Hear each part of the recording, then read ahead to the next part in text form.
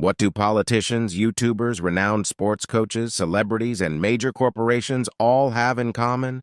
They share a powerful tool in their arsenal: the common enemy technique. This influential method of mental manipulation is not just a well-kept secret. It's a driving force behind the scenes in realms ranging from political campaigns to personal branding, from the world of sports to the corporate landscape. Join me as we delve into the intricacies of this technique, understanding how it shapes perceptions, influences decisions, and propels individuals and entities to the forefront of their respective domains.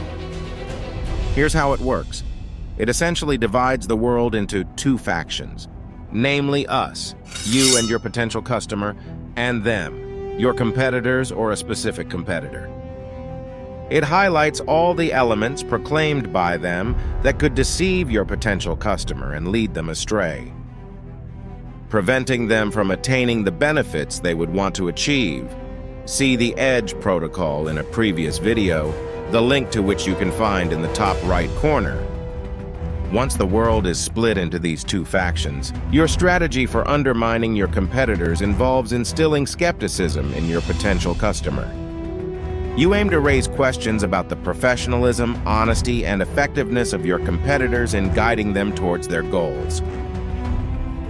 When your potential customer begins entertaining doubts about your competition, a significant opportunity arises for you. The doorway to being their savior swings open. Indeed, as soon as your potential customer becomes laden with profound uncertainties regarding the efficacy of your competitor's solutions, you naturally position yourself as the rescuer, the one possessing the remedy to their predicament, prepared to effortlessly steer them toward their objective. So the common enemy technique follows a three-phase schema. 1. Divide the world into two factions where you are the good and others are the bad.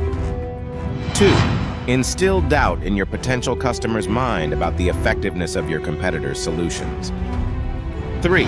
Present yourself as their savior, capable of easily guiding them to their objective. This trick is a favorite in politics. Ever notice how campaigns often try to make opponents look bad rather than showcasing their own strengths? It taps into human psychology. We tend to pick something because we don't trust the alternative. That's exclusion. Rather than choosing something we genuinely want. That's inclusion. Think about your last trip to the supermarket. Every time you debated snagging a product, it wasn't just about what was inside the box. You couldn't help but pit it against a rival product. After a thorough comparison, you only committed to the purchase once you'd ruled out the less appealing options. This sets the stage for a mighty concept, the principle of relationality. We all grasp our wants and wishes only concerning something else. Now imagine your potential customer facing a shelf with no alternatives, no comparing, no choosing. Sounds a bit dull, right? That's why it's crucial to paint a less than ideal picture of the other choices out there, your competitors. This allows your potential customer to weigh up their offer against yours, realizing that picking your solution is the savvy move.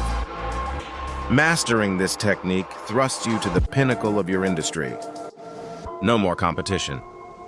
Selling becomes a breeze because your potential customers will crave only what you offer. So ease up on the hard sell. The real game changer is planting serious doubts about your competition in your customers' minds. Sales will follow naturally. Let's now analyze the second powerful technique, the 3 magic words. It has been repeatedly demonstrated by scientific research that certain words can evoke specific sensations, images in people's minds. For instance, if I say collision, you might imagine a small clash between objects or people. But if I say crash, your mind will likely produce a more catastrophic image. True, right? Yet these are just 2 words attempting to describe more or less the same situation. It's essential to grasp that certain words have a stronger ability to conjure images than others. These are the images you want to plant in your customer's mind, guiding them towards the actions you wish them to take. Let's analyze 3 of the most important ones. Magic word number 1, new. Communicating to your potential customer that what they're purchasing is something new triggers in their mind the imagery of a recently introduced entity. Existing for a shorter time, it holds on to the characteristics of purity and innocence typical of something that has just been born. Similarly, incorporating the word new into your sales process will help generate in your potential customer's mind images of purity and innocence, reminiscent of a new life coming into existence. As mental images play a pivotal role in evoking emotions, your potential customer can't help but feel joy and purity associated with your offer. Magic word number 2, powerful. Let's phrase it this way. Notice the mental response when encountering the word weak. You immediately visualize something small, precarious, perhaps malfunctioning, fragile, something that could stop working or, worse, living at any moment. Not favorable images for closing a sale, right? Now read the word powerful. What other images is your mind conjuring? Probably a kind of combustion engine with 1 billion horsepower, or the excellent performance of an Olympic athlete, or even an immense fire, etc. The specificity of the image doesn't matter as much, since everyone will produce images based on their subjective experience. What matters is the internal state produced by these specific images, the feelings these specific images have evoked. Probably these images have generated feelings of greatness, majesty, unbeatable strength, unstoppable power. All feelings you absolutely want to be associated with your offer. Imagine being able to tell your potential customer, the techniques you'll learn within this program are the most powerful ever conceived so far. Can you perceive the quality of feelings this simple word can produce? Always pay close attention to the words you choose because words create images, images create feelings, and feelings lead to action. Magic word number 3, your. You might have noticed that throughout the entire video, I'm addressing you as your potential customer, rather than simply the customer. Wondering why? Because if you see the customer I'm talking about as specifically yours, you can create scenes and dynamics in your mind that feel much more realistic for you. This naturally keeps you engaged in what I have to share.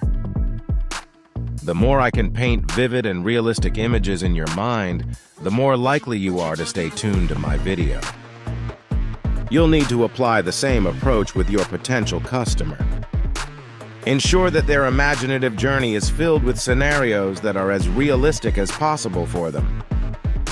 By incorporating the simple word your into your sales process, you'll assist them in picturing themselves in situations that feel familiar and realistic, making your persuasive efforts more effective.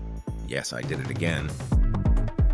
For instance, if you're marketing a self-esteem course, steer clear of just saying, "This course improves self-esteem." Whose self-esteem are we talking about? Toward whom is the benefit directed? Whose self-esteem are we focusing on?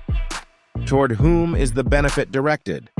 Recall the EDGE protocol, link in the top right for the complete video.